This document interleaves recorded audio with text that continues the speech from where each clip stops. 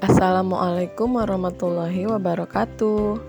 Bagaimana kabarnya anak-anakku kelas 4 semuanya? Mudah-mudahan kita semua selalu sehat walafiat serta selalu berada dalam lindungan Allah Subhanahu wa taala. Anak-anakku kelas 4 semuanya, alhamdulillah ya, kita masih bisa bertemu kembali di awal semester 2 ini. Dan tentunya Ibu berharap anak-anakku semuanya masih tetap semangat ya belajarnya walaupun dari rumah. Oke anak-anak, di pembelajaran 3 ini kita akan belajar materi tentang menggapai cita-cita. Pada pembelajaran sebelumnya, kalian telah mempelajari puisi tentang cita-cita. Apapun cita-cita kalian, jangan lupa ya untuk berusaha dan berdoa agar cita-cita tersebut bisa kalian capai. Anak-anakku semuanya, pernahkah kalian mendengar ucapan gantungkan cita-citamu setinggi langit? Ucapan itu mengajak kita agar berusaha sekuat tenaga untuk mencapai cita-cita.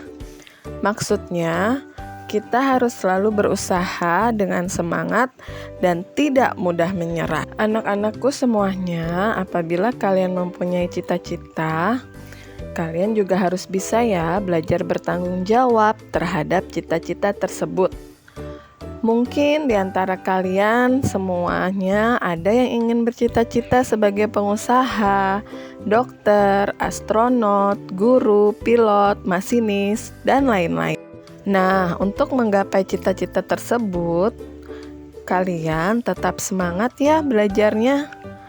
Anak-anak, berikut ini ada beberapa contoh tokoh yang sukses menggapai cita-cita. Seperti Muhammad Muyasir, Ahmad Muyasir sebagai peternak ayam yang sukses. Kemudian ada tokoh Profesor B.J. Habibie sebagai ilmuwan yang bisa menghitung letak dan besar retakan dari pesawat. Beliau juga sebagai seorang Presiden Indonesia yang ketiga. Itulah anak-anak beberapa tokoh yang sukses menggapai cita-cita. Kalian semuanya bisa ya untuk mencontoh dan meneladani sikap dari para tokoh tersebut. Sekian anak-anak untuk pembelajaran hari ini tentang menggapai cita-cita. Wassalamualaikum warahmatullahi wabarakatuh. Hai anak-anakku semuanya, kita lanjutkan materi kita ya ke halaman 24 dan 25. Manfaat hewan ternak. Beternak merupakan kegiatan merawat dan mengembangbiakan hewan ternak untuk memenuhi kebutuhan manusia.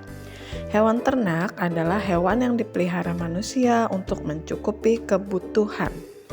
Hewan ternak dapat dimanfaatkan telur, daging, susu, atau kulitnya.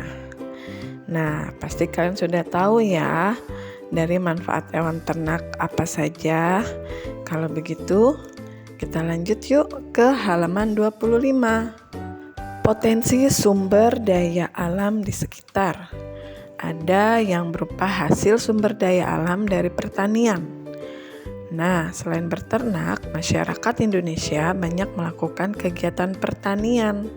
Sebagai negara agraris, Indonesia memiliki lingkungan alam yang sangat mendukung tumbuhnya beraneka jenis tanaman pertanian.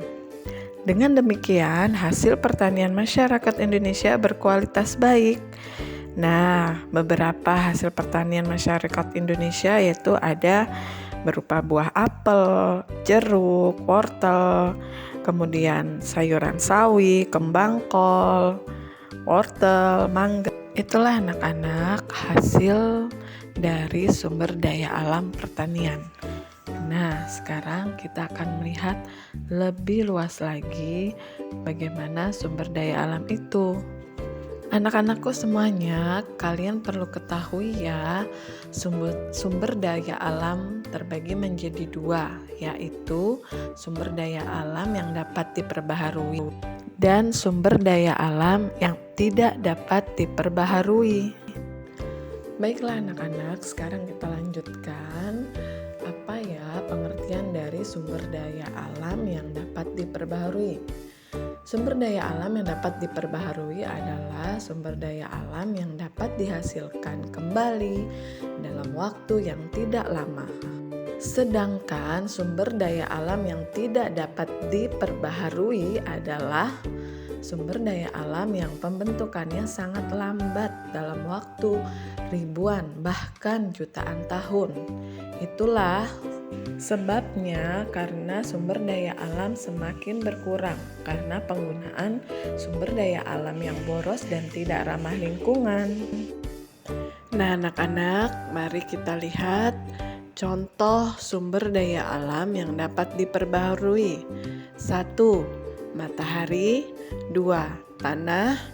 3. Hewan dan tumbuhan. Kemudian, contoh sumber daya alam yang tidak dapat diperbaharui adalah 1. Bahan mineral. Bahan mineral itu contohnya kayak seperti besi, aluminium, timah, nikel, belerang. Yang kedua, minyak bumi. Dan yang terakhir, yang ketiga adalah logam mulia. Alhamdulillah anak-anak, pembelajaran 3 hari ini sudah kita selesaikan. Dan anak-anak ada tugas ya. 1. Membaca halaman dari 28 sampai dengan 30. Dan tugas yang kedua adalah praktek membaca puisi pada halaman 31.